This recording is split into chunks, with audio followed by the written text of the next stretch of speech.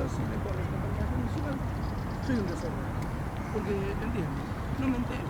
Hablan de tanta contaminación, aquí me está ordenado. Claro, y se ve, y entonces, eso es raro, pero como me empieza también a